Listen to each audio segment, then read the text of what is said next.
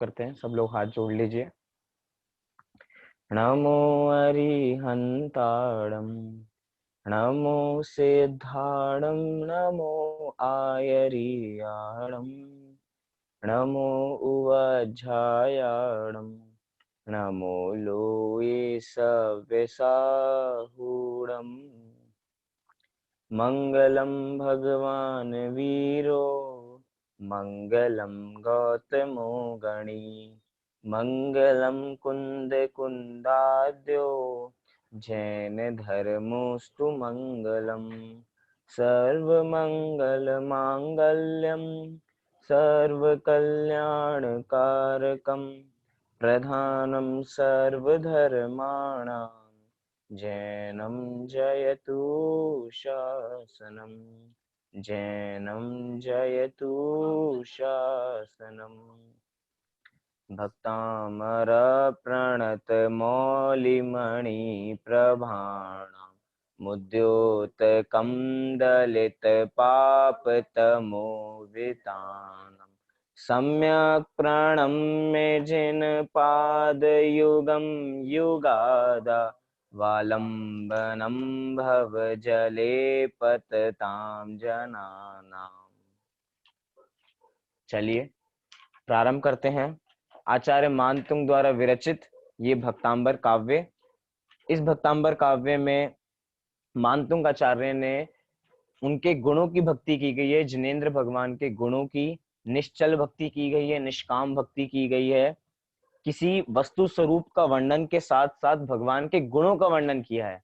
जिन मैं गुणों की बात करता हूं, वीतरागता और सर्वज्ञता, इन दो गुणों की चर्चा अब इन छंदों में आने वाली है कि वीतरागता कैसी है, सर्वज्ञता कैसी है।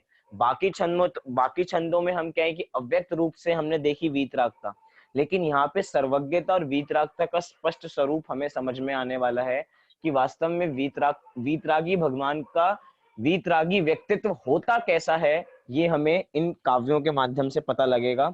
आप सब लोग 19 नंबर का काव्य निकाल लीजिए। 19 नंबर का काव्य मैं यहां से एक पंक्ति पढ़ूंगा, आप उस एक पंक्ति को दोहराना। 19 नहीं, 20 नंबर का काव्य। एक पंक्ति मैं पढ़ूंगा, उस एक पंक्ति को आप पढ़ना। ज्ञानम यथा त्वयि विभाति कृतावकाशम,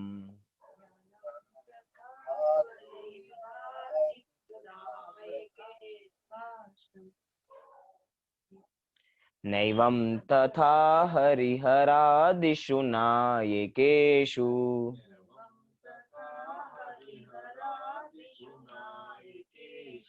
तेजस्फुरन् मणिषु याति यथा महत्त्वम्,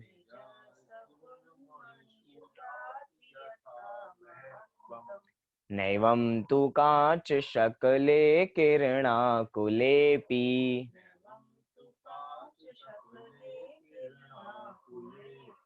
एक बार हम इसमें ज्यादा संधि नहीं है, एक बार तब भी संधि विच्छेद कर लेते हैं, शब्दों को अलग अलग कर लेते हैं तो अच्छी तरह में समझ में आ पाएगा।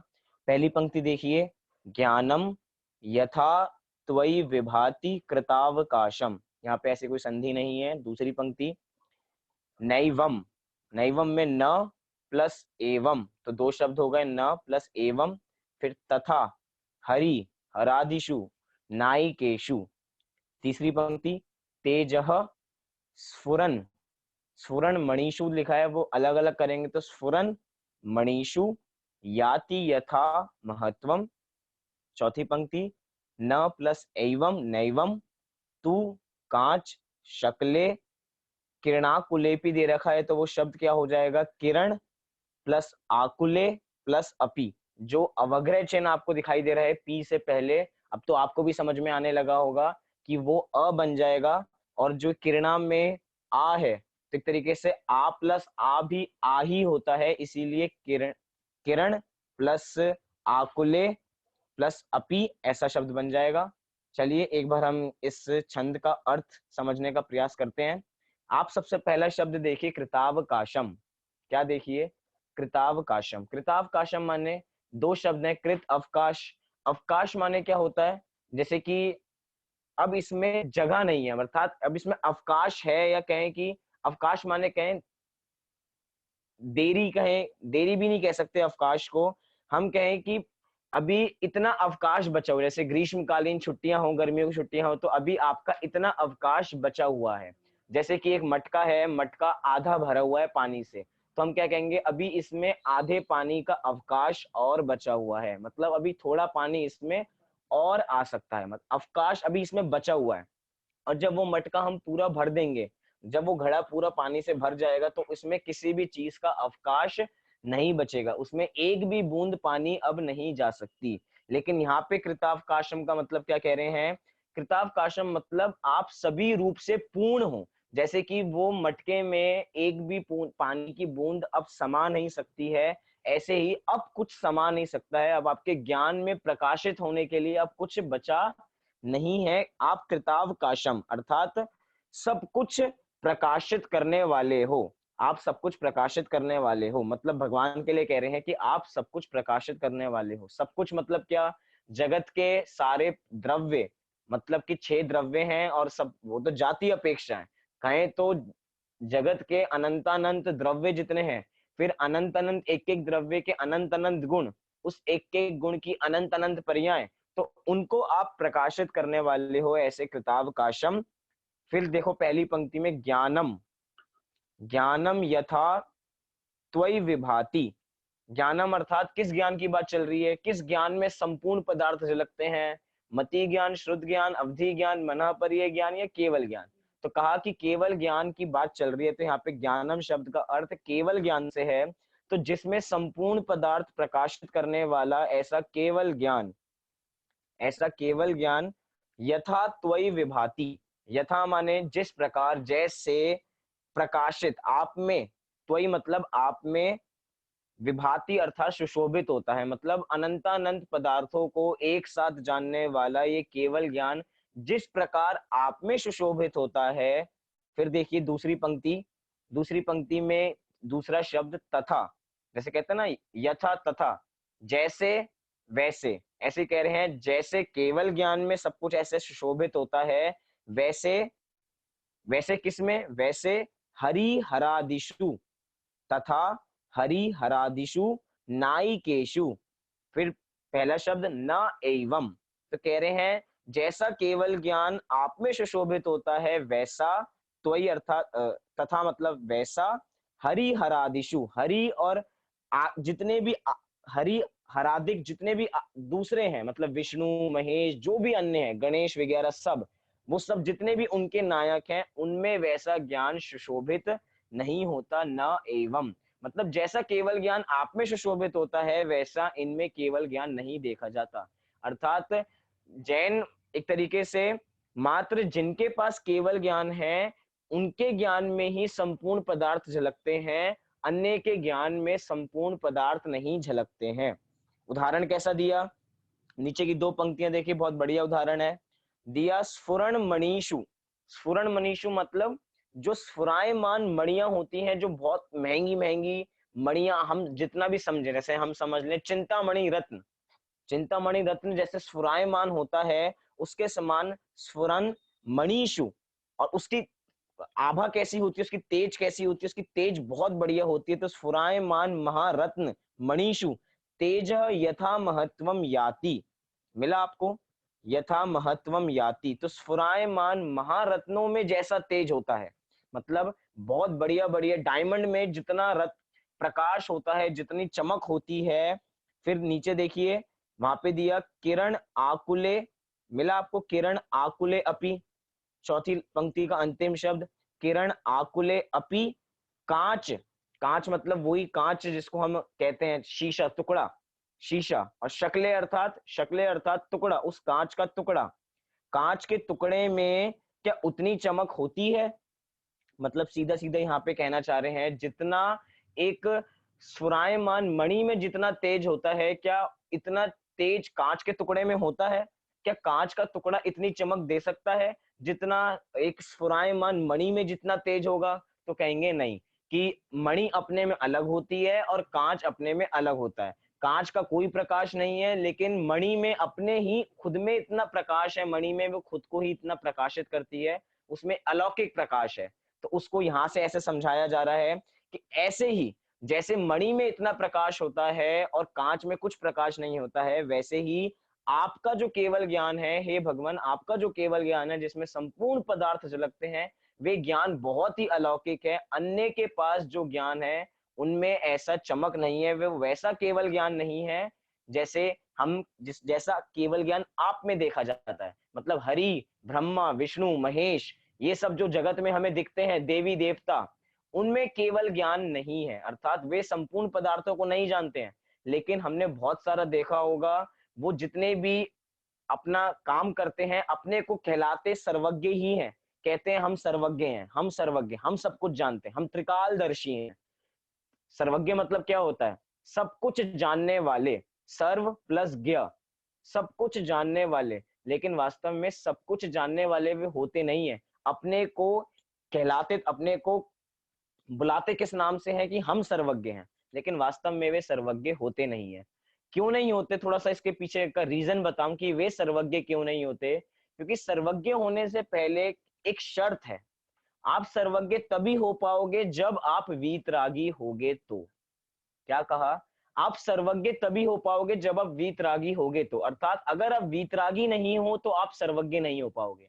हम जब देव की परिभाषा पूछते हैं कि सच्चे देव किसे कहते हैं, तो सच्चे देव की परिभाषा क्या है? जो वीतरागी होते हैं, जो सर्वज्ञ होते हैं और जो हितोपदेशी होते हैं, उन्हें सच्चे देव कहते हैं। हमने क्रम में देव की परिभाषा में विशेषणों का क्रम क्या रखा? सबसे पहले नंबर पे वीतरागी, वीतरागी के बाद सर्वज्ञ, सर्वज्ञ के बाद हितोपदेशी। मतलब कि ऐसा क्रम नहीं रखा कि सबसे पहले हमने सर्वज्ञ रखा, सर्वज्ञ के बाद वीतरागी रखा और वीतरागी के बाद हितोपदेशी रखा। कोई बता सकता है ऐसा क्रम क्यों नहीं रखा? क्रम हमने ऐसा ही क्यों रखा? पहले वीतरागी आएंगे, फिर सर्वज्ञ आएंगे और फिर हितोपदेशी आएंगे। चलिए मैं इसका क्रम बताता हूं कि पहले वीतरागी क्यों कहा, फिर सर्वज्ञ क्यों कहा। क्यों? क्योंकि जब तक राग द्वेष का अभाव नहीं होगा तब तक संपूर्ण पदार्थों को जानना संभव नहीं हो सकता। क्योंकि अगर किसी व्यक्ति के मन में छोटी सी भी कचास है, अर्थात छोटी सी भी राग द्वेष बचा हुआ है, राग द्वेष अगर होगा उस व्यक्ति के मन में, तो वह सब पदार्थों को नहीं जान पाएगा, जान ही नहीं सकता है। क्योंकि अगर किसी से राग कर लेगा तो अन्य पदार्थों को कैसे जान पाएगा? उसका ज्ञान सीमित हो जाएगा। जैसे कि हम अपने घर में राग करते हैं, हम अपने घर में, हमारे घर में 5 फैमिली मेंबर्स, हम उनके साथ ही रहते हैं। अब उनके साथ राग द्वेष इतना हो जाता है कि बाहर के पड़ोसियों को और जितना पूरा मोहल्ला है हम उसको नहीं जान पाते हैं। क्यों? क्योंकि राग द्वेष है। हम पूरे हमारे 24 घंटे इन 5-6 मेंबरों के साथ ही बीत जाते हैं। राग द्वेष करने के कारण हम पूरी दुनिया को जान ही नहीं सकते, हम पूरी दुनिया को एक्सप्लोर ही नहीं कर सकते हैं। जानने के लिए क्या करना पड़ेगा? राग द्वेष का अभाव करना पड़ेगा। हमारे भगवान ने राग द्वेष का अभाव किया है तो वे सबको जान पा रहे हैं। मतलब सबको जानने की शर्त कब है? जब आप वीतरागी होगे तो। ये जितने भी यहाँ पे बताए, ब्रह्मा, विष्णु, महेश और अन्य अन्य जितने भी हैं, ये इनमें अपने को सर्वज्ञ कहलाते हैं, लेकिन सर्वज्ञ से पहले जो वीतरागी की शर्त है, वे वीतरागी तो है नहीं और अपने को सर्वज्ञ कहलाते हैं। तो ये बताइए, वीतरागी बिना हुए सर्वज्ञ कैसे हो सकते हैं? जिनके हाथ में राग द्वेष के अस्त्र शस्त्र होते हैं, अपनी रक्षा करने में अनेक सैनिक तत्पर होते हैं, उनके पूरी परिवार के साथ बैठते हैं। हमारे भगवान तो वीतरागी हैं, वे तो अकेले होते हैं, जिन्होंने सबका राग छोड़ दिया है, अकेले हैं वे। किसी पदार्थ से, मतलब जैसे मुनिराजों के संबंध में कहा जाता है कि उनके तन पे एक धागा भी उनको परिग्रह लगता है। और हम जगत के देवी देवता तो ऐसे हैं जो तन पे धागा क्या, अपने पूरे परिवार के साथ बैठे हैं, पूरे राग द्वेष के साथ अपने पूरा परिवार बढ़ा रहे हैं, सब कुछ चला रहे हैं, और हम उनको भगवान कैसे कह सकते हैं? वे सर्वज्ञ नहीं हो सकते। सर्वज्ञ कौन होंगे? जो संपूर्ण पदार्थों को जानते हैं। वे तो कौन होंगे? वे हमारे आदिनाथ भगवान ही होंगे, वे हमारे 24 तीर्थंकर ही होंगे, जो वीतरागी हैं और जो सर्वज्ञ हैं। उससे पहले कोई नहीं हो सकता। अब देख लीजिए, जो ये विष्णु महेश हैं, ये अपने को क्या कहलाते हैं कि हम सर्वज्ञ हैं, लेकिन इनका सर्वज्ञपना भी बहुत विचित्र है। नाम चाहे सेम हो, नाम गुण का सेम हो, चाहे वे सर्वज्ञ हैं, लेकिन उनका सर्वज्ञपना ही अलग है। जैसे कि अगर हम बौद्धों की बात करें, बौद्धों के अंदर बौद्ध भी अपने को सर्वज्ञ कहलाते हैं, लेकिन उनका सर्वज्ञ पने की परिभाषा ही बिल्कुल अलग है। हमारे सर्वज्ञ पने की परिभाषा क्या है कि जो त्रिकाल को जाने, अर्थात भूत भविष्य वर्तमान को, संपूर्ण पदार्थों को एक साथ एक समय में जाने, वे सर्वज्ञ। और बौद्धों में क्या परिभाषा है? बौद्धों में वो बस वर्तमान को जो अच्छी तरह जाने, वे सर्वज्ञ हैं। भूत और भविष्य को, जो भूत और भविष्य को जाने, वो मानते ही नहीं ऐसा, मात्र वर्तमान को जाने। वे कहते हैं भूत तो जा चुका है, भूत तो नष्ट हो चुका है, अर्थात पास्ट तो नष्ट हो चुका है, भविष्य अभी आया नहीं है, तो बचा क्या? बचा बस वर्तमान। मतलब भूत जा चुका, भविष्य आया नहीं, बस वर्तमान। क्योंकि इंद्रियां जो होती हैं, हमारी 5 सेंस जो होती हैं, वो मात्र वर्तमान को जानती है, मात्र प्रेजेंट को जानती है। इसलिए वो कहते हैं जो प्रेजेंट को जाने वो सर्वज्ञ। मतलब कि अन्य मत में सर्वज्ञ की परिभाषाएं बहुत भिन्न है। वास्तव में सर्वज्ञ शब्द का देखेंगे भी, सर्व, सर्व का मतलब क्या होता है? सर्व माने बात वर्तमान नहीं होता, सर्व माने होता है सब कुछ, भूत भविष्य वर्तमान सहित। वो भी कैसे? युग पद एक साथ। मतलब कि पास्ट भी प्रेजेंट जैसा लगता है और फ्यूचर भी प्रेजेंट जैसा लगता है, एक साथ जैसे पूरी फिल्म चल रही है सामने। काल भेद बिल्कुल नहीं है। जैसे फिल्म बिल्कुल सामने चल रही हो, तो यहीं पे पास्ट की चल रही है, यहीं पे फ्यूचर की चल रही है और यहीं पे प्रेजेंट की चल रही है। युग पद भगवान के केवल ज्ञान में वो चीजें नजर आती हैं। ऐसा नहीं होता कि जैसे कि हम लोग स्कूल में पढ़ाई करते हैं तो हमने पहले फर्स्ट स्टैंडर्ड पढ़ लिया, फिर सेकंड पढ़ा, फिर थर्ड पढ़ा, फिर फोर्थ, ऐसे करते करते हम पूरी स्कूलिंग करते हैं, फिर कॉलेज लाइफ करते हैं। ऐसा उनका केवल ज्ञान नहीं है कि पहले तो ऊर्ध्व लोक जान लेगा, फिर मध्यम लोक जान लेगा और फिर अधोलोक जान लेगा। ऐसा उसमें भेद नहीं है। वो कैसे जानता है? वो केवल ज्ञान सबको एक साथ जानता है। ये केवल ज्ञान की विशेषता है। केवल ज्ञानी का ज्ञान तो देखिए कितना विस्तृत है। हमारे घर में जो कोने से कोने में चीज पड़ी है, जो हमें नहीं मिलती है, वो केवल ज्ञान में झलक रही है। जो हम रख के भूल जाते हैं, वो भी केवल ज्ञान में झलक रही है। क्यों? क्योंकि उसका विषय क्या है? संपूर्ण है। अब वो संपूर्ण कैसे जान पा रहे हैं? जब वो वीतरागी होंगे तो उनको किसी पदार्थ से राग द्वेष नहीं है। अर्थात हम जब कहते हैं, एक न्याय के विषय, न्याय ग्रंथों में विषय आते हैं सर्वज्ञ सिद्धि। क्या विषय आता है? सर्वज्ञ सिद्धि। कि आप सर्वज्ञ को सिद्ध कीजिए कि आपके धर्म में कोई सर्वज्ञ होते हैं, आप ये सिद्ध कीजिए।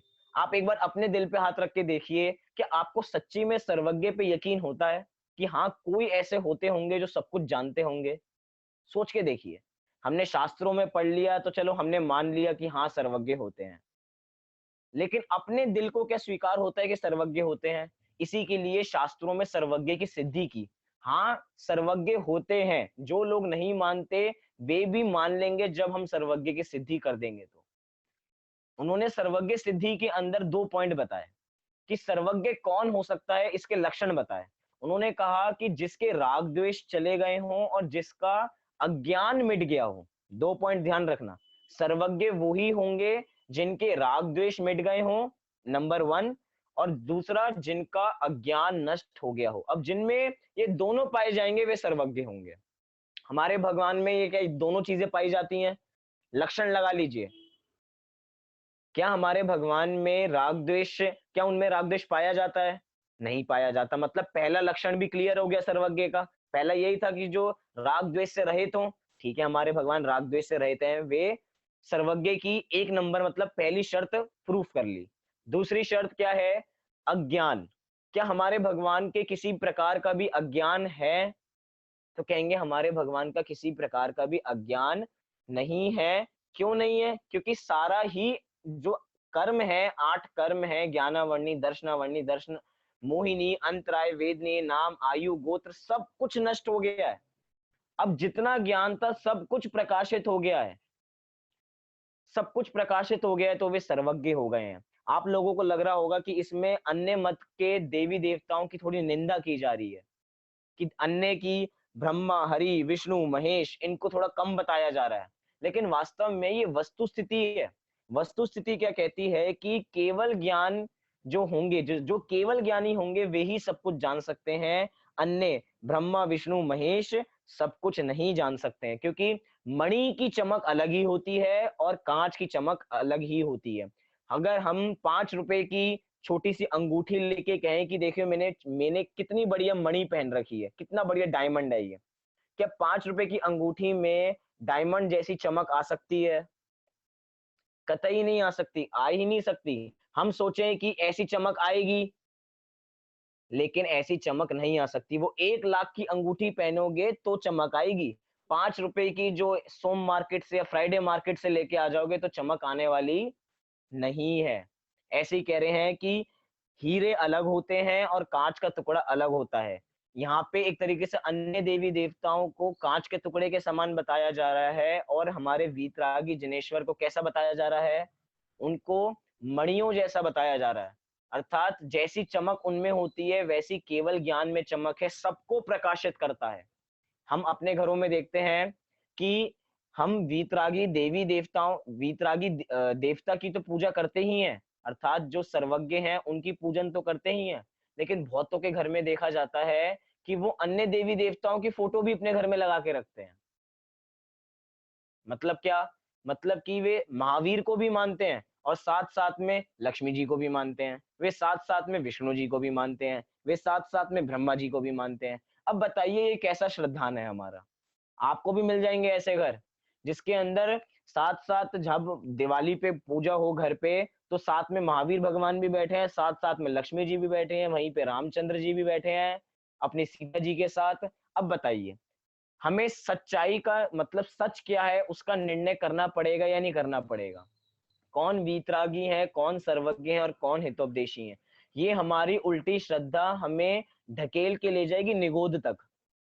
ये जो मिथ्यात्व है, ये मिथ्यात्व हमें निगोद तक लेके चला जाएगा अगर हमने सच्चा श्रद्धान नहीं किया तो।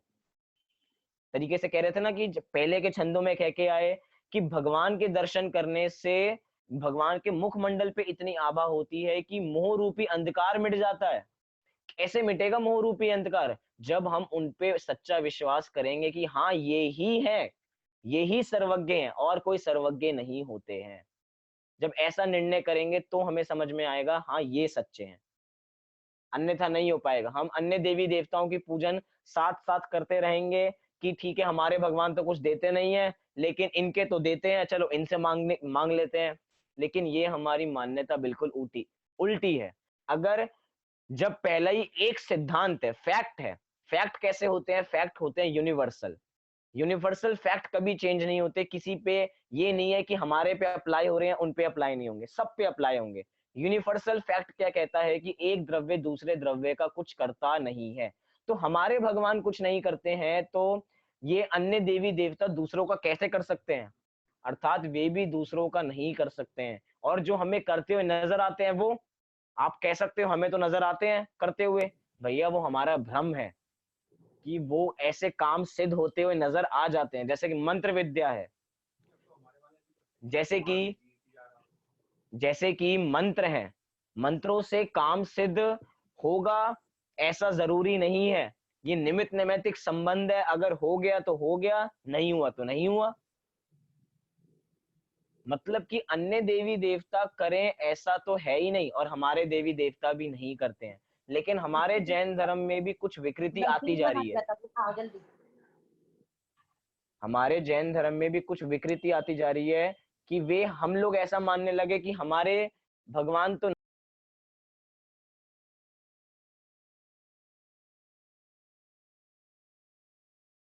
आवाज नहीं आ रही आपकी।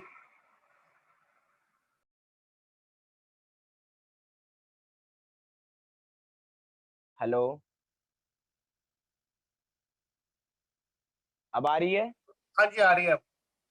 चलिए, हमने अपनी मान्यता तो सुधार ली कि अन्य देवी देवता कुछ नहीं करते हैं, लेकिन हमने अपने भगवान से कराना चालू कर दिया। अर्थात अपनी मान्यता ऐसी कर ली कि चलिए ठीक है, हमारे वाले तो नहीं करते, लेकिन तिजारा वाले तो करते होंगे, लेकिन महावीर जी वाले तो करते होंगे, लेकिन उधर वाले कुंडलपुर वाले तो ज़रूर करते होंगे, हमारी इच्छा तो ज़रूर पूरी करेंगे। लेकिन ऐसा कुछ नहीं है।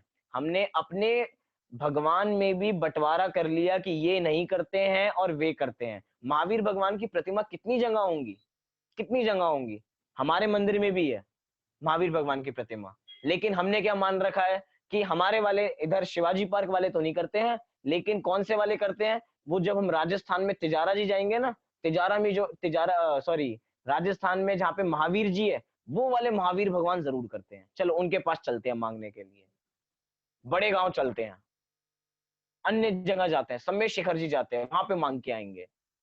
मतलब कि हमने अपने अंदर ही ऐसा बंटवारा कर लिया कि चलो ये नहीं करते तो ये करते हैं। लेकिन महावीर भगवान तो वही है ना, प्रतिमा उनकी चाहे अलग हो, इधर की अलग हो चाहे उधर की अलग हो, लेकिन वो व्यक्तित्व तो वही है। हमने अपने मंदिर में भिखारीपन नहीं दिखाया तो दूसरे के मंदिर में चले गए। एक तरीके से जैसे कहा जाता है ना, बहुत सारे मंदिरों के सामने लगा होगा कि ये अतिशयकारी मंदिर है, अतिशयकारी। और वो अतिशय कैसे होते हैं कि पसीना निकल गया हो तो अतिशय मान लेंगे हम। लेकिन वास्तव में भगवान के पसीना निकलता ही नहीं है, वो तो दोष है। 18 दोषों में स्वेद नाम का एक दोष होता है, अगर पसीना निकल जाए तो, और हम उसको अतिशय मानने लग जाते हैं। ये सारी हमारी मान्यता का फर्क है। हमारी मान्यता उल्टी होती है तो हम सच्चे देवी देवताओं को भी झूठा मानना प्रारंभ कर देते हैं। अर्थात जो सच्चे हैं, जो सच्चे वीतरागी हैं, जो सच्चे सर्वज्ञ हैं, उनमें भी हमने अपनी मान्यता की वजह से सही मार्ग पे आके भी हमने अपना मार्ग खुद के तरीके से, खुद के पैर पे खुद ही कुल्हाड़ी मार दी। वीतरागी जिनेश्वर के देव मंदिर में आके भी हमने फिर से मांगना प्रारंभ कर दिया। तो हमें एक बार वस्तु स्थिति में जाना चाहिए, क्या कोई किसी का कुछ कर सकता है? जब हमें यकीन हो जाए कोई किसी का कुछ नहीं कर सकता है, तो हमारे भगवान क्या, विष्णु महेश आदि कोई भी लौकिक देव किसी का कुछ भी नहीं कर सकते हैं। तो इतना हमें इस काव्य से अर्थ निकालना चाहिए। इतना मर्म भरा है इस काव्य में कि ब्रह्मा आदि कोई नहीं करते हैं, हमारे भगवान भी कुछ नहीं करते हैं। ये हैं हमारे भगवान सर्वज्ञ, और सर्वज्ञ होने के पहले आपको वीतरागी होना जरूरी है। सर्वज्ञ सुन के मन में बड़ा लड्डू फूटते हैं, अगर हम सर्वज्ञ हो गए तो हम सब कुछ जान लेंगे। अभी जो हमने पिक्चरें नहीं देखी हैं, सर्वज्ञ बन जाएंगे तो वो पिक्चर भी जानने में आ जाएगी, जो बनी भी नहीं है अभी पिक्चर वो भी जानने में आ जाएगी। खुश तो बहुत होते हैं, लेकिन सर्वज्ञ होने से पहले आपको वीतरागी होना जरूरी है। वीतरागी अर्थात राग द्वेष का अभाव कितना जरूरी है। अगर आप बिना वीतरागी के सर्वज्ञ होगे तो आप पदार्थों में राग द्वेष करोगे, और किसी को अच्छा करोगे और किसी के साथ बुरा करोगे। एक ये पॉइंट भी बहुत जरूरी है। जो लोग वीतरागी नहीं है और अपने को सर्वज्ञ कहलाते हैं, उनको क्या कहा जाता है कि आप कुछ का तो अच्छा करते हो और कुछ का बुरा करते हो। लेकिन एक बार बताइए, जो वीतरागी हो जाएंगे वो किसी का अच्छा बुरा कर पाएंगे क्या? उनको किसी से राग द्वेष ही नहीं है। राग द्वेष खत्म हो जाएंगे तो किसी का अच्छा करें या किसी का बुरा करें ऐसा भाव ही नहीं आएगा, क्योंकि वीतरागी हो गए हैं। इसलिए पहले वीतरागी होना जरूरी है और फिर सर्वज्ञ। जब गुणस्थान बढ़ते हैं, तो जब गुणस्थान हमारे बढ़ते जाते हैं तो सबसे पहले पहले वीतरागी ही होते हैं, उसके बाद ही सर्वज्ञ होते हैं। इसलिए हमें ये चीज समझनी चाहिए। एक बार मैं इसका अर्थ पढ़ता हूं। यहाँ पे लिखा कि अनंत गुण पर्यायात्मक पदार्थों को प्रकाशित करने वाला केवल ज्ञान जिस प्रकार आप में सुशोभित होता है, वैसा हरि हरादिक अर्थात विष्णु ब्रह्मा महेश आदि लौकिक देवों में है ही नहीं। स्फुरायमान महारत्नों में जैसा तेज होता है, किरणों की राशि से व्याप्त होने पर भी कांच के टुकड़े में वैसा तेज नहीं होता है।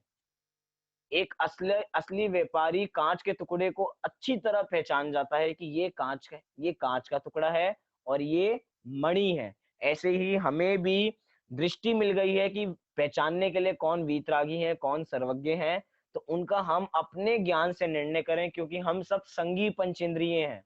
हम सब में सोचने की क्षमता है। हम सब अपना अच्छा बुरा खुद सोच सकते हैं, कौन क्या भला क्या बुरा, ये हम अपनी बुद्धि से इसका निर्णय करें। एक बार छंद का पाठ करते हैं, फिर अगले छंद पे चलते हैं। चलिए। ज्ञानम यथा त्वयि विभाति कृतावकाशम, नैवं तथा हरिहरादिषु नायकेषु तेजस्फुरन्मणिषु याति यथा महत्वम्, नैवं तु कांच शकले किरणाकुलेपि। चलिए अगला छंद देखते हैं। निकाल लीजिए 21वां छंद। 21वां छंद में भी इससे ही कुछ मिलती जुलती चर्चा है। इसमें भी अन्य देवी देवताओं के बारे में बात की जाएगी। अपने को मानतुंग आचार्य बहुत सौभाग्यशाली मानेंगे कि मैं पूरे जगत को देख के आपके पास आया हूँ, मुझे अन्य कहीं संतोष नहीं मिलता, मुझे बस आप में ही संतोष मिलता है। तो देखते हैं कैसा संतोष आपको देख के मिलता है। क्या कहा 21वें छंद में? मैं एक पंक्ति पढ़ूंगा, उसी पंक्ति को आप पढ़ना। मन्ये वरम हरिहरादय एव दृष्टा, हृदयं रचे मनेवरं हरिहरादये विदृष्ट्वा। दृष्टा है, दृष्टवा नहीं है। तो मन्ये वरम हरिहरादय एव दृष्टा,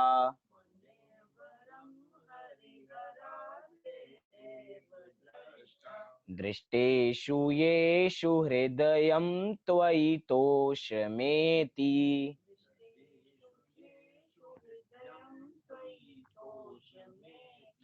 किं वीक्षितेन भवता भुवि येन नान्यः,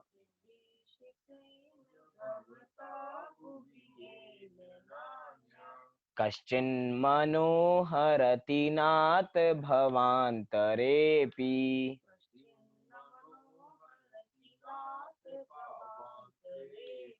एक बार इसका संधि विच्छेद हम देख लेते हैं। यहाँ पे क्या कहा जा रहा है पूरे में? पहला शब्द मन्ने, फिर वरम हरि हरादे एव दृष्टा। दूसरी पंक्ति देखिए, दृष्टेषु येषु हृदयम त्वयि तोषमेति। अब यहाँ पे थोड़ा संधि विच्छेद है दूसरी पंक्ति के आखिरी शब्द में। तोषम शब्द क्या बनेगा? तोषम एति, इति नहीं एति।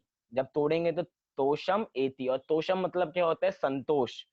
सम्यक प्रकार से तुष्टि करना वो संतोष होता है। और यहाँ पे सम्यक प्रकार से शब्द न लगा के बस तोष शब्द का प्रयोग किया, तो तोषम प्लस एति। तीसरी पंक्ति देखिए, किम विक्षितेन एक शब्द, भवता भुवि येन। अब शब्द है नान्यः। क्या शब्द है? नान्यः। नान्यः कोई शब्द नहीं होता, ये संधि करके शब्द बना हुआ है। इसको तोड़ेंगे तो क्या बनेगा? न प्लस अन्यः, न प्लस अन्यः। चौथी पंक्ति देखिए, शब्द है कश्चिन मनो। शब्द क्या बनेगा? कश्चित। जो म के आगे न लगा हुआ है वो त हो जाएगा, तो क्या शब्द बनेगा? कश्चित मनो। वो मनो भी मनः हो जाएगा, कश्चित मनः। फिर क्या बना? हरति नाथ। फिर क्या है? भवांतरेपि। अब भवांतरेपि भी तोड़ दें तो भव अंतर अपि। क्या शब्द बना? भवांतरे, या ऐसा भी जोड़ सकते हैं, भव अंतर प्लस अपि, तो भवांतरेपि ऐसा शब्द बना। तो एक बार हम पूरे छंद का पाठ करते हैं, फिर इसका अर्थ समझने का प्रयास करेंगे। मन्ये वरम हरिहरादय एव दृष्टा, दृष्टेषु येषु हृदयं त्वयि तोषमेति, किं वीक्षितेन भवता भुवि येन नान्यः, कश्चिन्मनो हरति नाथ भवांतरेऽपि। बहुत बढ़िया छंद है। यहाँ पे क्या कहा जा रहा है देखते हैं। आपको पहला शब्द देखिए नाथ, चौथी पंक्ति में शब्द मिलेगा, सेकंड लास्ट शब्द नाथ। नाथ मतलब हे भगवान, जिनकी हम बात कर रहे हैं, ऐसे आदिनाथ भगवान 24 तीर्थंकर, हे नाथ। फिर मन्ने, पहली पंक्ति में पहला ही शब्द मन्ने, मतलब कि यहाँ पे मानतुंग आचार्य एक तरीके से अभी तक के छंदों में, अर्थात 20 छंदों में तो भगवान के गुणानुवाद कर रहे थे। अब 21वें छंद में ये बता रहे हैं कि उनकी मान्यता कैसी है, वे क्या सोचते हैं भगवान के संबंध में। एक तरीके से अपनी दिल की व्यथा आपके साथ शेयर कर रहे हैं मानतुंग आचार्य। जैसे होता है ना, हम किसी के साथ 20 साल साथ रह लें, 30 साल साथ में रह लें, तो एक दूसरे के साथ बहुत फेमिलियर हो जाते हैं, सब कुछ शेयर करने लग जाते हैं। ऐसे मानतुंग आचार्य अभी तक 20 काव्यों में हम सबके साथ बहुत फेमिलियर हो गए हैं, हम उनकी शैली पकड़ने लगे हैं। तो यहाँ पे कह रहे हैं, अब वो अपनी दिल की बात बता रहे हैं, वो क्या मानते हैं। तो हे नाथ मन्ने, मन्ने अर्थात मैं सोचता हूँ। मैं कौन सोचता हूँ? मानतुंग आचार्य सोचते हैं कि मैं सोचता हूँ कि मन्ने क्या सोच रहे हैं? हरि हरादया दृष्टा। मिला आपको पहली पंक्ति में? हरि हरादया दृष्टा मतलब कि हरि हर आदिक को, दृष्टा मतलब देखकर। मतलब कि हरि हरादया दृष्टा, हे भगवान मैं सोचता हूं कि नाथ मन्ने, मैं सोचता हूं कि हरि हरादि को देखकर, हरि आदि, हरि मतलब कि अन्य देवी देवताओं को मैंने पहले देख लिया, ऐसा मैं सोचता हूं। एवं वरम, एवं वरम, एवं मतलब यह अच्छा ही है, वरम माने अच्छा, वरम माने वर वो वाला नहीं, वर वधु वाला वर नहीं। वर का मतलब वास्तव में क्या होता है? अच्छा। जब हम किसी के लिए शादी वधु कोई वर देख रही हो तो कैसा वर देखेगी? जो बहुत अच्छा हो। तो वर का मतलब क्या होता है? अच्छा। तो यहाँ पे कह रहे हैं कि हे भगवान मैं सोचता हूँ कि मैंने हर आदि को देख लिया है, पहचान लिया है। एवं वरम, यह अच्छा ही है, ये बहुत अच्छा हुआ कि मैंने उनको देख लिया, हरि हरादिक को देख लिया। ऐसा क्यों अच्छा है कि आपने अन्य आदिक को देख लिया? तो बता रहे हैं क्यों ऐसा क्यों हुआ, तो बता रहे हैं। दूसरी पंक्ति देखिए, दूसरी पंक्ति का दूसरा शब्द येषु, येषु दृष्टेषु हृदयम त्वयि तोषम एति। पूरी पंक्ति आ गई इसके अंदर, येषु दृष्टेषु हृदयम त्वयि तोषम एति, कि ये अच्छा ही हुआ कि हमने उनको देख लिया, क्योंकि येषु मतलब जिनके, दृष्टेषु मतलब जिनके देख लेने पर, जिनके देख लेने पर हृदयम, हृदयम अर्थात हमारा हृदय, त्वयि, त्वयि मतलब आप में, तोषम एति, तोष को प्राप्त होता है, अर्थात संतोष को प्राप्त होता है। हे भगवान ये अच्छा ही हुआ कि हमने अन्य देवी देवताओं को पहले ही देख लिया, क्योंकि आपको देख के ही हमारा हृदय संतोष को प्राप्त होता है, आपको देख के ही हमें तोष मिलता है, संतुष्टि आपको देख के ही मिलती है। कैसी अजीब बात कर रहे हैं मानतोंगाचार्य। वो कह रहे हैं देख तो मैंने इस दिशा में लिया और निर्णय मुझे इस दिशा का हो गया। कुछ आया आपको समझ में? मानतुंगाचार्य कह रहे हैं मैंने हरि हरादिक को सबको देख लिया, अच्छी बात है, मैंने पहले ही देख लिया, देखा इस दिशा में, और कह रहे हैं अच्छी बात है, मुझे मैंने इनको देख लिया तो मुझे संतोष इधर हो गया। मतलब इधर एक तरीके से ये अलंकार है, भाषा का चमत्कार है, ऐसा प्रयोग किया जा रहा है कि अच्छी बात है मैंने अन्य देवी देवताओं को पहले ही देख लिया। क्यों? क्योंकि अन्य देवी देवताओं को देख के भी मुझे संतोष नहीं मिला। अब मुझे संतोष कहाँ मिल रहा है? अब मुझे संतोष बस आपको देखने में मिल रहा है और किसी को देखने में नहीं मिल रहा है। अगर मैं पहले आपको देखता और बाद में अन्य को देखता तो हो सकता था मन विचलित हो जाए, लेकिन अब मेरा मन विचलित बिल्कुल नहीं होता, क्योंकि मैंने पहले ही अन्य को देख लिया है। मुझे पता लग गया वस्तु स्थिति क्या है, कौन रागी है, कौन द्वेषी है, कौन सर्वज्ञ है, कौन वीतरागी है, सब मैंने जान लिया। सबको देख के अब मैं आपको देखता हूं तो मुझे बहुत खुशी होती है कि जितने मैंने पहले देखे वे सब झूठे हैं और आप ही सच्चे हैं। इसलिए मुझे बहुत संतोष मिलता है जब मैं आपको देखता हूं। तो ये मानतुंगाचार्य अपनी व्यथा बता रहे हैं। फिर आगे क्या कह रहे हैं? भवता वीक्षितेन किम, मिला? भवता, तीसरी पंक्ति का तीसरा शब्द भवता वीक्षितेन किम, कि आपको पहले देखने से क्या लाभ था।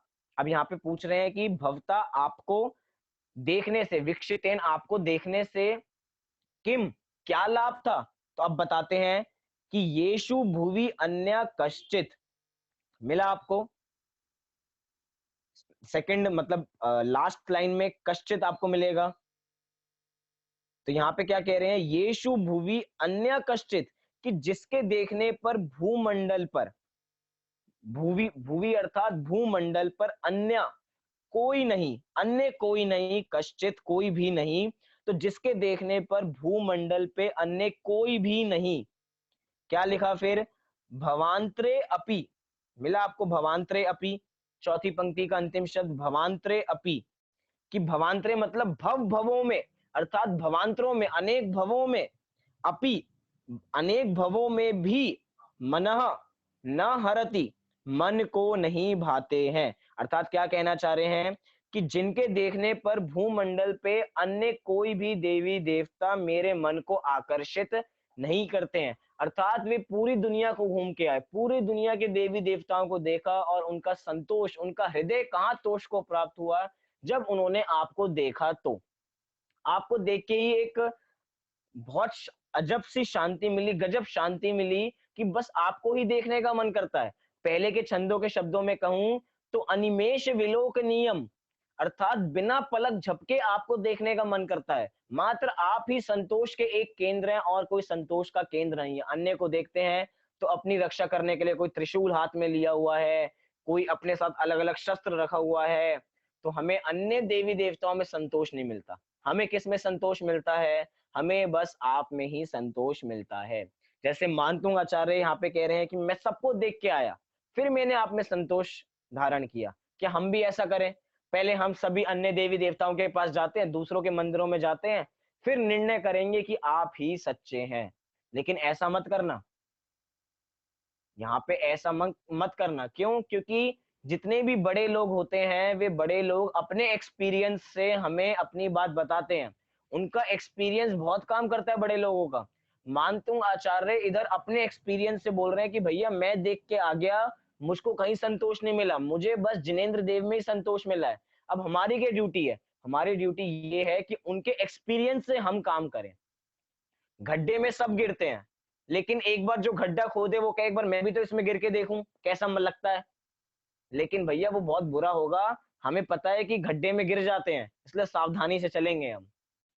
जैसे कि जहर है, पहले हम जहर को चख के देखेंगे कि जहर से मरते हैं या नहीं मरते हैं।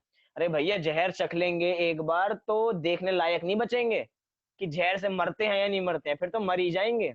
वो इतना सा जहर काम कर देगा, आप देखने लायक नहीं बचोगे कि जहर से मरते हैं या नहीं मरते हैं। फिर किसको बताओगे? किसको अपना एक्सपीरियंस शेयर करोगे कि मैंने एक बार जहर चखा था और मैं जहर खाने से मर गया? कैसे बता पाओगे? ये नहीं बता पाएंगे। अर्थात अन्य देवी देवता एक तरीके से विष कुंभ है, एक तरीके से जहर के कुएं के समान है। अगर इनके पास जाओगे तो क्या होगा? लौट के वापसी आने वाले नहीं हो। एक तरीके से अपना भव हम खराब कर देंगे, भवांतर खराब कर देंगे। इसीलिए कह रहे हैं कि बड़ों के एक्सपीरियंस से भी बहुत काम करना चाहिए। हमारे शास्त्रों में जितनी भी एक्सपीरियंस्ड कथाएं हैं ये कि अन्य देवी देवताओं में सुख नहीं है, मात्र यहीं पे सुख है। क्योंकि यही वीतरागी जिन शासन है जो हमें मोक्ष के रास्ते लेके जाता है। अन्य आपको कहीं स्वर्ग पहुंचा देंगे, कहीं कोई वैकुंठ पहुंचा देंगे आपको, लेकिन मोक्ष पहुंचाने वाले कौन है? अर्थात जो सबसे बढ़िया दशा है, मोक्षपुरी है मेरा धाम, मिलता जहां पूर्ण विश्राम। अगर आपको पूर्ण विश्राम चाहिए, अगर आपको मोक्ष धाम चाहिए, तो आपको एक्सपीरियंस से काम करना पड़ेगा। अन्य देवी देवता की शरण में नहीं जाना। मानतुंग आचार्य अपने एक्सपीरियंस से बता रहे हैं। अर्थ पढ़ता हूं यहाँ पे क्या लिखा। यहाँ पे कह रहे हैं कि हे भगवान, मैं सोचता हूं कि विष्णु और महादेव आदि लौकिक देव हमारे द्वारा पहले देख लिए गए, पहचान लिए गए, ये अच्छा ही हुआ, बहुत अच्छा हुआ, अच्छी बात है, उनको हमने पहले ही देख लिया। क्योंकि जिनके देख लेने पर हमारा हृदय आप में संतोष को प्राप्त होता है, आपको पहले देख लेने से क्या लाभ था? अगर मैं आपको, हे भगवान, अगर मैं आपको पहले ही देख लेता तो मुझे इतनी संतुष्टि नहीं मिल पाती। अच्छी बात है मैंने आपको बाद में देखा, पहले अन्य देवी देवताओं को देखा फिर आपको देखा तो बहुत अपार शांति मिली। जैसे कि हम बहुत काम करें, उसके बाद खाने में बहुत मजा आता है। अगर कुछ काम ही ना करें, बिना खाली बैठे खाए जाए तो खाने में भी मजा नहीं आता। ऐसे ही हम सबको देखिए है, अब आपको देखने में बहुत संतोष मिलता है, बहुत आनंद आता है आपको देखने में। आपको पहले देखने में क्या लाभ था? कोई लाभ नहीं था। कि जिसके देखने पर भूमंडल पे अन्य कोई देव जन्मांतरों में भी मन को नहीं भाता अथवा हृदय को आकर्षित नहीं कर पाता। इस छंद में इतना बढ़िया अर्थ बताया गया। ये वैसी ही स्थिति है जैसे कि कोई विद्यार्थी अपनी टीचर के सामने बैठा हो और वो क्या सोचता हो कि टीचर हमेशा बच्चे को, अपने विद्यार्थी को कहती है कि तुमसे अच्छा तो वो है, कितना पढ़ता है वो, ये करता है। लेकिन बच्चा मन ही मन खुश होता रहता है, टीचर कितना ही डांट ले, मुझे पता है कि वो कैसा है, मैं जानता हूं कि वो कैसा पढ़ता है।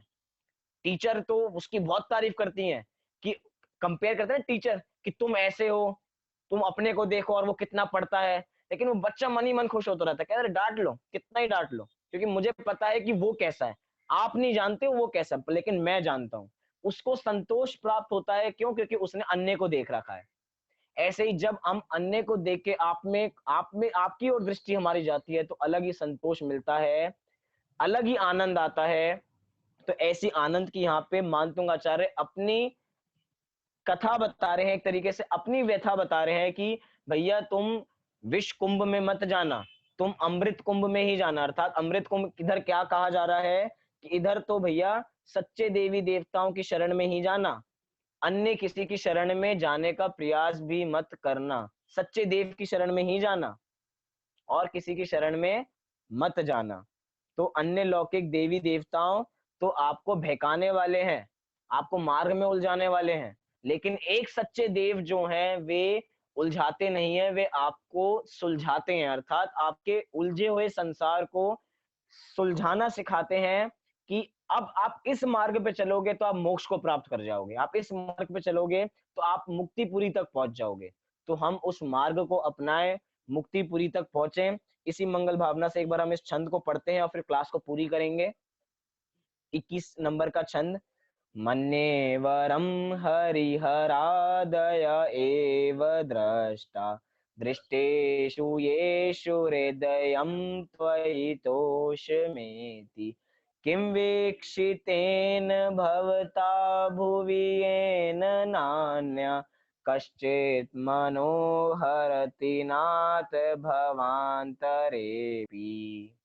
तो हमने इन दो काव्यों का अर्थ समझा, इन दो काव्यों में भगवान की वीतरागता सर्वज्ञता इन दो गुणों को समझा। हम भी ऐसी वीतरागता सर्वज्ञता को अपनाएं और अपना कल्याण करें। इसी मंगल भावना के साथ अभी की बात को पूरी करता हूं।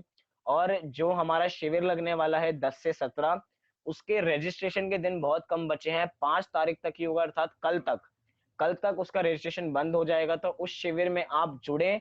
10 से 17 बहुत बढ़िया बढ़िया विषय हैं। छेडाला की दूसरी ढाल, आप बड़े लोगों के लिए छेडाला की दूसरी ढाल चला करेगी।